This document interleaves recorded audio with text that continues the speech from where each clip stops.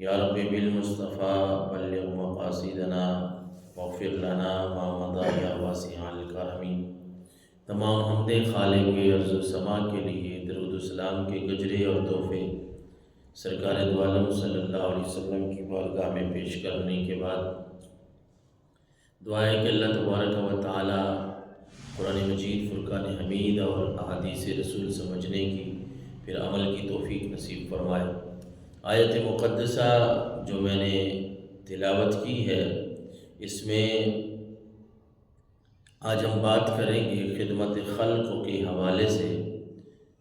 کہ انسانوں کی خدمت کرنے پہ، انسان کو مسلمان کی خدمت کرنے پہ کتنا صلہ ملتا ہے۔ قرآن کی آیت ہے، اے ایمان والو، اللہ نے فرمایا من طیبات ما کسبتم، جو تم حلال کماتے ہو نا اس میں سے خرچ کرو، ومما اخرجنا لکم من الارض، اور فرمایا جو ہم تمہارے لیے زمین سے نکالتے ہیں، جو تمہاری فصلیں ہیں، دیگر تمہاری سبزیات ہیں، جو چیز ہے جو ہم نے تمہیں عطا کیا ہے نا، اس میں سے ہمارے راستے میں خرچ کرو۔ چونکہ یہ بات مسلمان کو دائمی طور پہ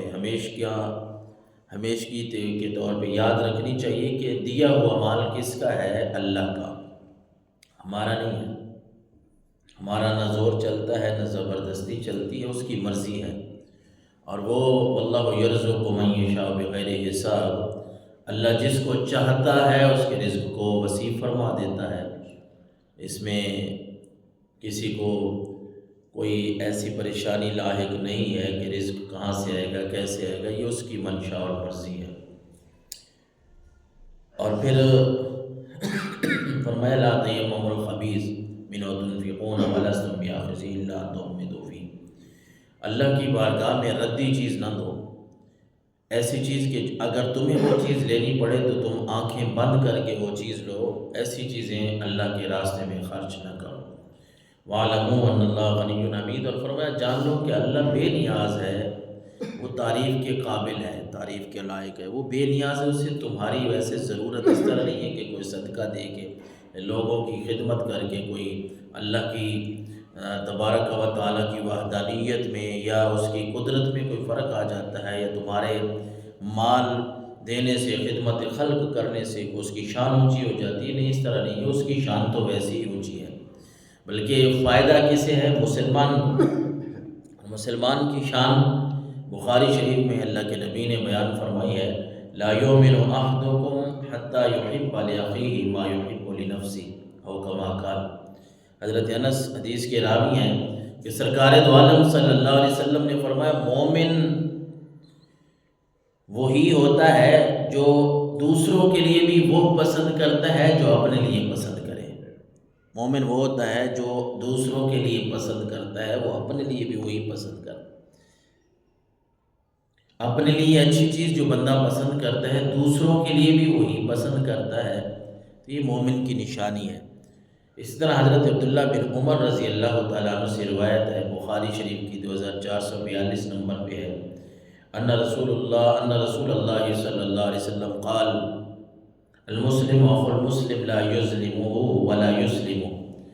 حضور تاجدار کائنات صلی اللہ علیہ وسلم نے فرمایا کہ مسلمان کا بھائی ہے، مسلمان نہ تو مسلمان پہ ظلم کرے اور نہ اس پہ ظلم ہونے دے، نہ ظلم کرے اور نہ اس پہ مسلمان پہ کوئی ظلم ہونے دے۔ ومن کان فی حاجت اخی کان اللہ فی حاجتی، اور پھر اللہ کے نبی صلی اللہ علیہ وسلم نے فرمایا جو بندہ کسی مسلمان بھائی کے کام میں لگا رہتا ہے، اللہ اس کی مدد کرتا ہے۔ اور کسی حدیث مبارکہ کے آخر میں، اور اس حدیث مبارکہ کا بھی اگر مطالعہ کریں تو یہ الفاظ بھی ملتے ہیں، حضور نے فرمایا ومن فرج عن مسلم کربہ فرج اللہ عنہ کربۃ من کربات یوم القیامہ ومن ستر مسلما سترہ اللہ یوم القیامہ، او کما قال۔ اللہ کے نبی نے فرمایا کوئی بندہ اگر کسی مسلمان کی کوئی تکلیف دور کرتا ہے نا دنیا میں،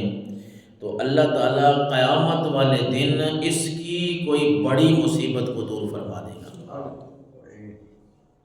قیامت کا بھلا کیسا اللہ نے تذکرہ فرمایا ہے، سورہ عبس ہے 29ویں پارے میں، آخری پارے میں،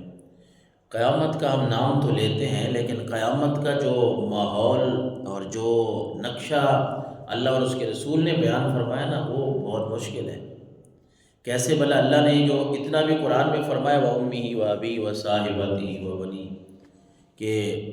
رشتہ دار ایک دوسرے کو چھوڑ دیں گے، رشتوں کو ذکر کر کے پھر رب نے ماں باپ کا تذکرہ کیا ہے۔ وہ ماں جو اپنے بچے کو اس دنیا میں آپ نے دیکھا ہے، آپ کے سامنے، ہمارے سامنے سینکڑوں ہزاروں مثالیں ہیں، انسانوں کی نہیں، جانوروں اور پرندوں کی ملتی ہیں، کہ جانور اور پرندے کی بھی اگر ماں ہونا تو ماں بچے کو چھوڑتی نہیں ہے۔ انسان تو خیر بہت اعلیٰ چیز ہے، ہم پرندے کی اگر بات کریں، جانور کی بات کریں، بچہ اگر مر جائے تکلیف میں ہو تو وہ پرندہ ہی، وہ جانور، وہ ماں جو جانور ہے، جو پرندہ ہے، وہ بڑی تکلیف میں ہوتا ہے اور وہ اپنے بچے کو بچانے کی ہر ممکن کوشش کرتا ہے۔ لیکن میرے سامعین محترم نوجوانوں اور بزرگوں، وہ کیسا دن ہوگا جس دن کو اللہ نے فرمایا ماں اپنے بچوں کو چھوڑ دے گی، بچے ماں کو چھوڑ دیں گے۔ اتنا سخت اور اتنی وحشت اس وقت ہوگی، اللہ کا خوف اور ڈر اتنا ہوگا کہ کسی کو کسی کا خیال نہیں ہوگا، ہر بندہ اپنے گناہوں کی دلدل میں، ہر بندہ اپنے گناہوں کی پڑھ لے کے پھر رہا ہوگا کہ میرے ساتھ کیا ہوتا ہے۔ لیکن اس حدیث رسول میں اللہ کے نبی نے کیا فرمایا، جو بندہ کسی مسلمان بھائی کے کام آتا ہے نا دنیا میں، اس کی کوئی مصیبت کو دور کرتا ہے، سبب بن جاتا ہے، مصیبت تو اللہ نے ہی دور کرنی ہے، تو کسی مسلمان کی مصیبت کو اگر کوئی دور کرتا ہے، حضور نے فرمایا قیامت والے دن اللہ اس کی بڑی مصیبتوں میں سے ایک مصیبت دور فرما دے گا۔ اور فرمایا من ستر مسلما ستر اللہ یوم القیامہ، جو مسلمان کی پردہ پوشی کرتا ہے، اس کے عیبوں کو ظاہر نہیں کرتا، لوگوں کو بتاتا نہیں بلکہ اس پہ پردہ ڈالتا ہے، جو پردہ ڈالتا ہے، اللہ کے نبی نے فرمایا قیامت والے دن اللہ اس کے عیبوں پر پردہ ڈال دے گا، گناہوں پر پردہ ڈال دے گا۔